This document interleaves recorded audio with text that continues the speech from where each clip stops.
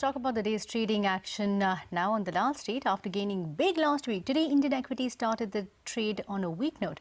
Nifty was down over 1%, ending the day with a loss of about 90 points, closing below the 8200 mark. Even then, the Sensex also shaved off over 200 points, ending the day just above the 26,500 mark. And as always, Anuj Singhal is here with the day's trading action. Anuj, what triggered today's fall? Well, it was a bad day. It didn't look like that at first thing in the morning, but around 8 o'clock, you saw a big decline in SGX Nifty and rest of the emerging markets. So it looks like the emerging market trade was back, or the long DM short EM trade was back.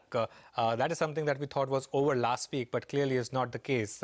Banks led the losses again, as you would expect with the high beta sector. And NBFCs declined after statements from the biggest of them, Bajaj Finance, about the impact on their business and the anecdotal evidence.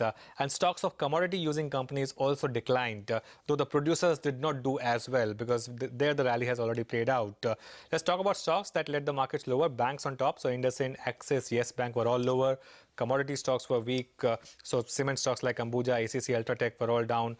Nifty losers included Tata Motors, ITC, Infosys, but really the big damage in portfolio stocks, Bajaj Finance, Crompton Greaves, Mahindra and Mahindra Financial, and the companies using crude, Pidilite, Jet Airways and HPCL. So all in all, a weak day.